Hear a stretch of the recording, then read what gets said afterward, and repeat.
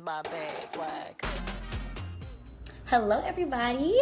Welcome to season 2 of Woke Wednesdays with me, Braxton Simpson. I'm extremely excited to be back this summer, continuing my Instagram Live series. Last week was very successful with over 200 total Instagram viewers. So I enjoyed diving into the importance of learning to be comfortable in the midst of has encouraged me to start opening up the floor to my viewers. So today we will be trying something new.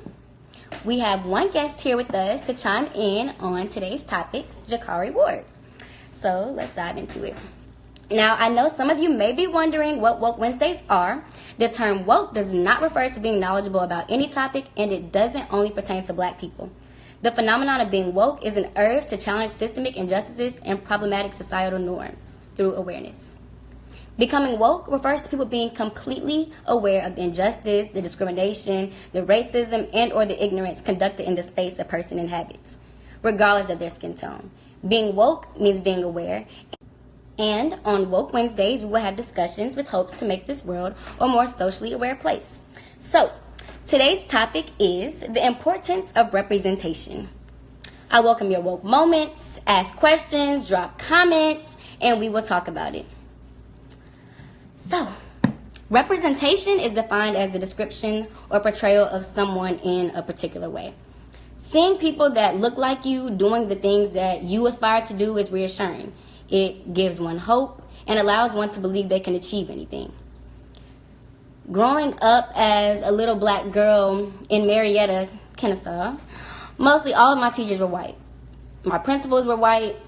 Any and everyone who held a position of high power in my life did not reflect my reality, which at some point became baffling, being that the mass majority of the student population were Black students. So here we are with an issue of representation because our leadership did not reflect the demographics of our student body.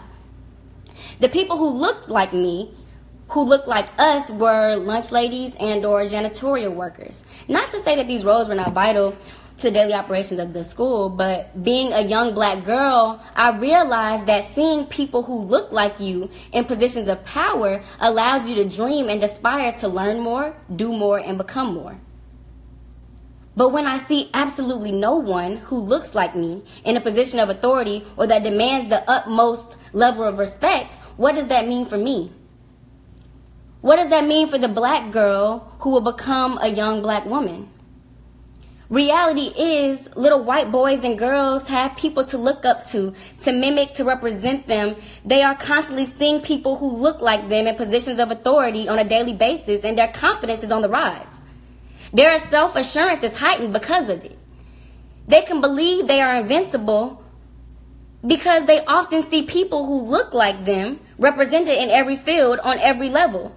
While the little brown and Black boys and girls constantly fall by the wayside, we don't always have someone who looks like us represented in every field on every level. We don't have that luxury. So our little brown and Black girls and boys often don't believe they are invincible in comparison to our little white girls and boys. As a Black woman in STEM at that, it is increasingly difficult to find other Black women to mentor me, that are doing exactly what I want to do in life and can help guide me down the right path. So very often, young brown and Black women are left to fend for themselves, to travel on their journey alone, to figure it out as they go, simply because they don't have access to the same resources as their white counterparts. Young Black and brown men and women often fall into holes, make big mistakes, and even lose courage because they just don't have anyone to help steer them and train them up in the way that they should go. The impact of seeing yourself represented in society, in the media, and in the workplace is vital to the progression of any human being. Everyone deserves to see someone who is representative of their lifestyle, culture, gender, race, religion, in a position that is highly respected, in a position that makes it easy for them to find themselves in that person. Growing up, there was never a Black princess. I enjoyed Cinderella and Snow White, but always wished there was a doll that I could buy who looked like me.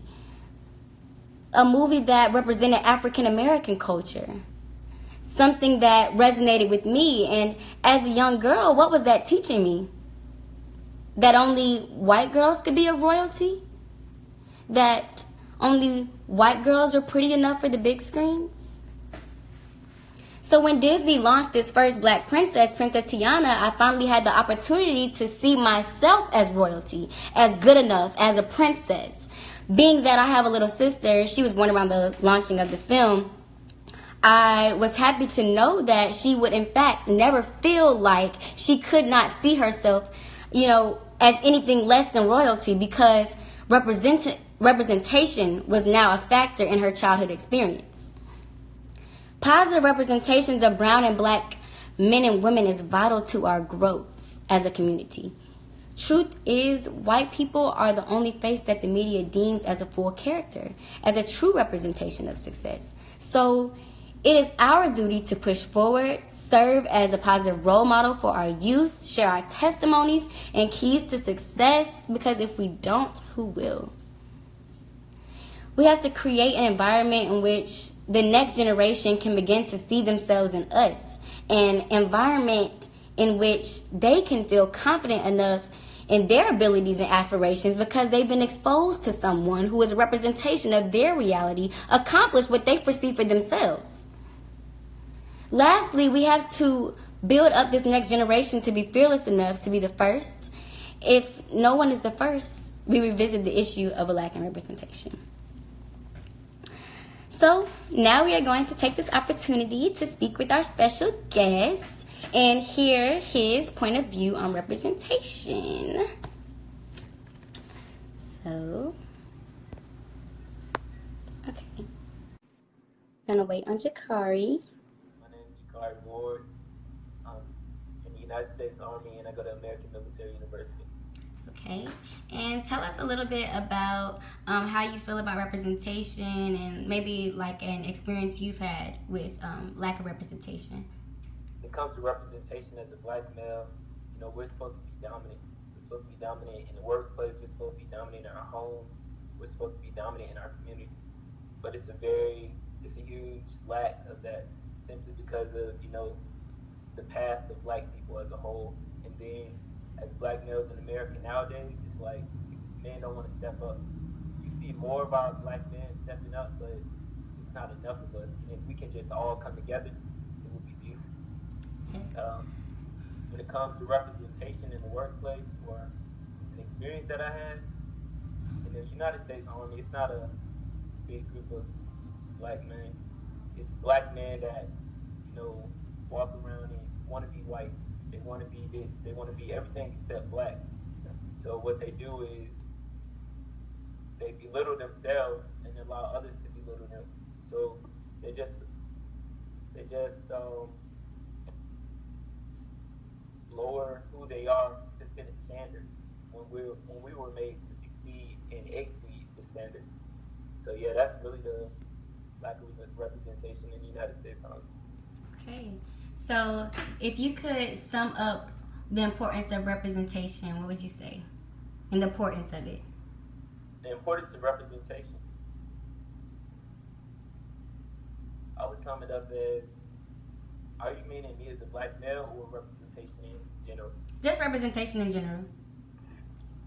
How people look at you is very important. People will say, I don't care about how others see me and this and that, but people are inspired by you. People, they think some type of way about you. People feel differently about how you represent yourself. So when it comes to representation, you're not just representing yourself, but you're representing your family. Your mom, your spouse, your siblings, your kids, and everybody else. So representation is really a big deal. People feel as if that's not a part that plays a huge influence in their life, but representation, it does. Okay. So, thanks for joining us today. Tell us where the people can find you. You can find me on Instagram at Life with Jakari, and I'm a photographer as well, so you can find me on Instagram as well at Potter's Hands Photography. All right. Thanks, Jakari. Appreciate it. Thank you for tuning in. Be sure to DM me any topics you want to see featured on the next Woke Wednesday. I will see you next week. Remember, wake up or stay asleep.